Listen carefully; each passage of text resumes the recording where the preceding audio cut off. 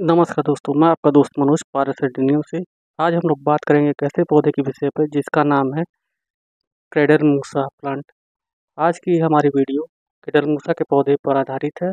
इसमें हम आपको ये बताएंगे कि आप घर पर क्रेडल मूसा का पौधा कैसे लगा सकते हैं और कैसे उससे अपने गार्डन की सुंदरता प्राप्त कर सकते हैं। वीडियो को शुरू करने से पहले आपसे निवेदन है कि अगर आपको हमारी वीडियो पसंद आती है तो आप हमारे चैनल को सब्सक्राइब करें, बेल आइकन को ऑल पर सेट करें ताकि आगे आने वाली हमारी अन्य वीडियो की नोटिफिकेशन सबसे पहले आप तक पहुंच सके। साथ ही वीडियो को लाइक करें तथा कमेंट करके बताएं आपको हमारी वीडियो कैसी लगी। तो चलिए वीडियो शुरू करते हैं क्रेडल मूसा के पौधे के संपूर्ण परिचय और केयर के विषय पर।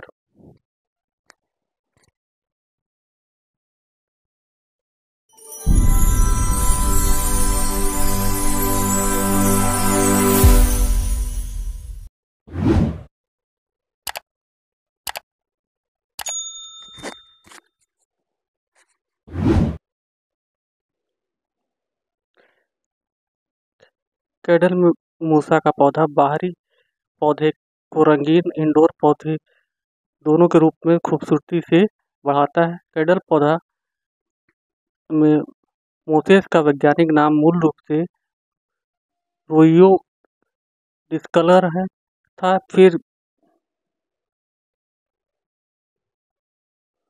रोइयो स्पेथेसिया था और अब टेरेस्केस्टिया स्पेसिया है। यह लोकप्रिय वंडरिंग जीव पौधे और स्पाइडर वाट के समान परिवार है। क्रेडल पौधे पर एक मूसा के कई सामान्य नाम हैं, जैसे कि oyster plant, boat lily, Moses in a boat, candle lily और Moses in the bulrushes. Mexico West Indies, Guatemala और मध्य अमेरिका के मूल निवासी इन रंगीन पौधों को आज भी आप भी जो भी नाम दें, इसकी देखभाल करना आसान है और समशीतोष्ण जलवायु में एक बाहरी पौधे और एक घरेलू पौधे दोनों के रूप में अच्छी तरह से विकसित होते हैं। इंडोर पौधों के रूप में बेची जाने वाली किस्में आमतौर पर बौनी प्रकार की होती हैं और केवल 6 से 12 इंच की ऊंचाई तक पहुंचती हैं। कैंडल संयंत्र में एक मूसा की लगभग 6 से 8 घंटे की उज्ज्वल व अप्रत्यक्ष रोशनी की आवश्यकता होती है, अन्यथा यह खराब हो जाता है। जब ऐसा होता है तो बसंत के दौरान पौधे को आक्रामक रूप से छटाई करने की का एक अच्छा समय है। आप कैंडल प्लांट के नए मांस को फैलाने के लिए तने की कटिंग का उपयोग कर सकते हैं। कैंडल पौधे में मोसेस को इसके लंबे लांस के आकार के जीवंत बैंगनी रंग के नीचे और मोमी पत्तों की रोटेस द्वारा आसानी से पहचाना जा सकता है। पत्तियां पौधे के नीचे से जमीन को जमीन के ठीक ऊपर निकलती हैं। बेची जाने वाली सबसे लोकप्रिय किस्मों में पत्तियां हरी होती हैं और हरे, सफ़ेद और बैंगनी धारियों के मिश्रण होती हैं। कैंडल पौधे की अन्य आकर्षक किस्मों में गोल्डन आयस्टन शामिल है। इसमें चमकीले सुनहरे पीले और हरे रंग की स्टिप पत्तियां हैं और तिरंगा जिसमें रंगीन गुलाबी, हरा और क्रीम है। विभिन्न प्रकार की पट्टा जैसी पत्तियां मोसेस इन द कैंडल पौधों को इसके छोटे 3 पंखुड़ियों वाले सफ़ेद फूलों के बजाय इसकी चमकीली रंग की पत्तियों के लिए उगाया जाता है। फूल स्पेथस से उगते हैं जो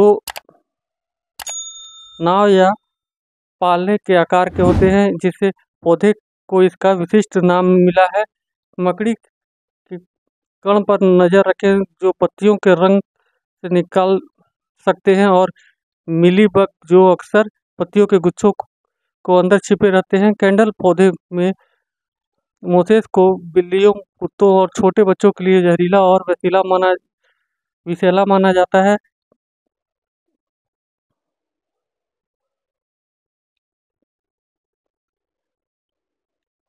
अब रोशनी की बात करें तो कैंडल पौधे में मूसा को बहुत तेज रोशनी की आवश्यकता होती है। यदि पौधे को प्रतिदिन 6 से 8 घंटे की कम चमकदार रोशनी मिलती है तो तने फलीदार हो जाते हैं।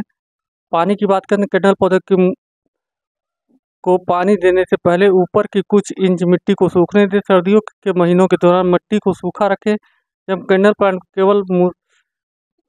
केवल मूसा ही नहीं है बल्कि सभी घरेलू पौधों के सक्रिय रूप से विकसित नहीं हो रहे होते हैं। उर्वरक की बात करें तो कैंडल पौधे में मोसेस को वसंत और गर्मियों के मासिक रूप में संतुलित पौधे को भोजन की आवश्यकता होती है।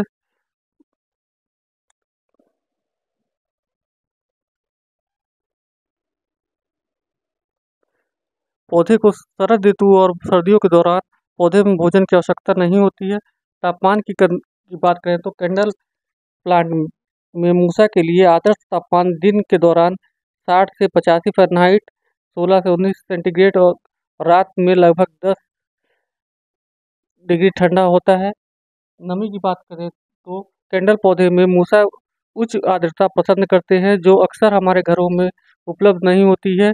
खासकर सर्दियों के महीनों के दौरान कुछ चीज़ें हैं जो आप अपने पौधे के आसपास नमी बढ़ाने के लिए कर सकते हैं। पास में एक छोटा सा फायर रखें। इस अपने मूसा के कैंडल प्लांट को गीले कंकड़ की एक ट्रे पर रखें। सुनिश्चित करें कि पौधा कंकड़ों पर बैठा हो, पानी में नहीं। पौधे को एक साथ सामूहिक करने से एक मिनी ग्रीन हाउस प्रभाव पैदा करता है और आर्द्रता बढ़ जाती है।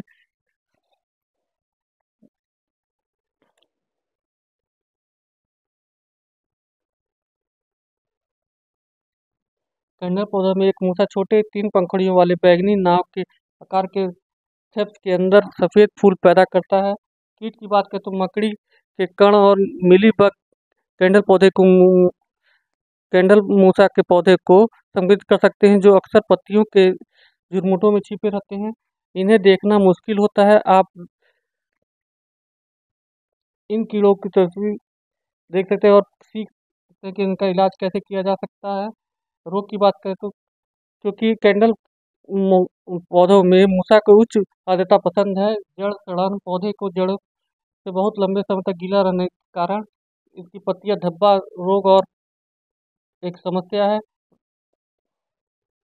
कैंडल मूसा का पौधा ढीली गमले वाली मिट्टी में सबसे अच्छा बढ़ता है जो नमी बरकरार रखती है फिर भी जल्दी खत्म हो जाती है। इस प्रकार की मिट्टी जड़ों को अधिक देर तक गीली रहने और जड़ सड़न से विकसित होने से रोकती है। बर्तन का और पॉट की साइज की बात करें तो कैंडल मूसा को दोबारा रोपने का अच्छा समय बसंत ऋतु है, लेकिन केवल तभी जब जड़ें मौजूदा गमले में भर गई हो। किसी भी हाउस प्लांट को दोबारा गमले में लगाते समय हमेशा अगले आकार के गमले का प्रयोग करें और इससे बड़ा कोई गमला ना लगाएं। बर्तन के तल में डीप छेद होना चाहिए ताकि अतिरिक्त पानी निकल सके। वसंत के दौरान कैंडल पौधे में मूसा की छटाई करना चाहिए ताकि पौधे पर भरा हुआ और झाड़ीदार दिखे। छटाई करते समय हमेशा दस्ताने पहने क्योंकि कैंडल पौधे में मौजूद सैप आयन जहरीला और बहुत ही परेशान करने वाला होता है। आप नए पौधे को फैलाने के लिए तने की कटिंग का उपयोग कर सकते हैं। प्रसार की बात करें कैंडल मूसा के पौधे को विभाजित करके या फिर तने की कटिंग द्वारा प्रसारित किया जाता है। जहरीले पौधे की जानकारी मोसेस इन द कैंडल पौधा विषाक्त स्तर वाला होता है। जहरीला पौधा अगर आप रस मुंह या फिर आंखों पर चल जाए तो गंभीर दर्द हो सकता है और त्वचा में जलन हो सकती है। पालने में मूसा का पौधा बिल्लियों, कुत्तों और छोटे बच्चों के लिए जहरीला होता है, इसलिए कृपया इन रंगीन पौधों की पहुंच से दूर रखें। तो अब आप समझ ही गए होंगे घर पर कैंडल मूसा का पौधा कैसे उगाया जाता है। अगर आपको ये वीडियो अच्छी लगी तो इसे शेयर ज़रूर करें। ऐसे ही अन्य पौधे के विषय में जानकारी के लिए हमसे जुड़े रहें। बस इन कुछ छोटी छोटी बातों का आप ध्यान रखें। आपका पौधा सदैव आपके घर की सुंदरता तो बढ़ाएगा ही साथ आपके को लाभकारी और शुद्ध वायु भी प्रदान करेगा। आज की वीडियो यहीं समाप्त करते हैं, फिर मिलते हैं किसी अन्य वीडियो में किसी अन्य पौधे के साथ उसकी केयर पर बात करने के लिए। तब तक के लिए अलविदा दोस्तों, हैप्पी गार्डनिंग।